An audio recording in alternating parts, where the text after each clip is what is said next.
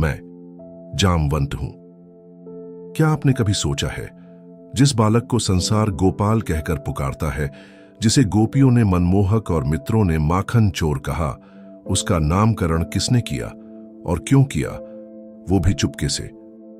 क्यों एक महान ऋषि जो किसी भी राजमहल में सम्मानपूर्वक विराजमान हो सकते थे, वे एक छोटे से गांव में गोपों के बीच गुप्त वेश में क्यों पहुंचे? कहानी वहीं से शुरू होती है। गोकुल, एक शांत सरल सा गांव, जहां गायों की घंटियां और बच्चों की हंसी हर सुबह का संगीत बनती है। वहीं रहते थे नंद बाबा और उनके दो प्यारे पुत्र कृष्ण और बलराम। अब तक उनके खेल, उनकी बाल लीलाएं गांव में प्रसिद्ध थीं, पर एक चीज अभी तक नहीं हुई थी, नामकरण। नंद बाबा ने निश्चय किया, अब समय आ गया है कि इन दोनों बालकों का विधिवत नामकरण हो। पर नामकरण करेगा कौन?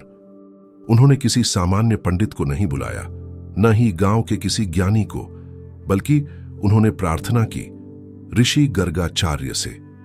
गर्गाचार्य यदुवंश के कुलगुरु, जो मथुरा जैसे राजसी नगर में प्रतिष्ठित थे, वे क्यों आएंगे एक गांव में, वो भी दो साधारण बच्चों के नामकरण हेतु?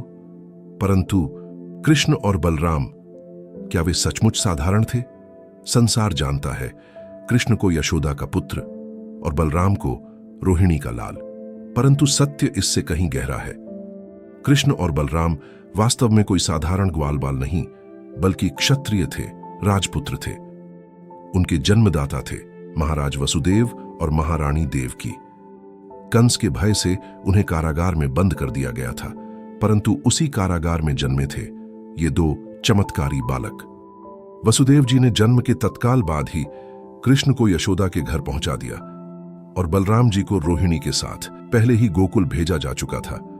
गोकुल के लोगों को, यहां तक कि यशोदा जी को भी यह ज्ञात नहीं था कि जो उनके आंचल में झूल रहे हैं वे वास्तव में कौन हैं। पर नंद बाबा और वसुदेव जी दोनों इस रहस्य से पूर्णतः अवगत थे। अब प्रश्न था, नामकरण कौन करेगा? तब वसुदेव जी ने कारागार से ही संदेश भेजा, गर्गाचार्य जी, आप ग्वाल, गोपों और अहीरों के बीच जाइए, मेरे पुत्रों का नामकरण करें, परंतु पूर्ण गोपनीयता के साथ, क्योंकि कंस के राक्षस गोकुल तक पहुंच चुके थे। यदि उन्हें तनिक भी आभास हो जाता कि इतने बड़े ऋषि गोकुल जैसे छोटे गांव में साधारण बालकों का नामकरण कर रहे हैं, तो कंस को सत्य का पता चलने में देर नहीं लगती और तब कृष्ण बलराम की सुरक्षा संकट में पड़ जाती। इसलिए गर्गाचार्य जी ने धारण किया छद्म वेश, गोपों जैसे वस्त्र, सामान्य स्वभाव, किसी को कोई संदेह न हो, और चुपचाप पहुंच गए नंद बाबा के गृह। वहां एकांत में, किसी भी विधिवत सभा या यज्ञ के बिना, गोपनीयता की चरम सीमा पर गर्गाचार्य जी ने किया कृष्ण और बलराम का नामकरण। वहीं उन्होंने नंद बाबा से यह भी कहा, ये बालक साधारण नहीं है, ये अपने अपने काल में संसार का भार उठाएंगे। कृष्ण विविध रूपों में गोपों, ग्वालों और संपूर्ण सृष्टि के चित्त को मोहेंगे। बलराम धर्म की स्थापना में सहायक होंगे। इतिहास के पृष्ठों में यह नामकरण एक साधारण संस्कार मात्र प्रतीत होता है, परंतु इसमें छिपा था ईश्वर के अवतरण का मौन उद्घोष।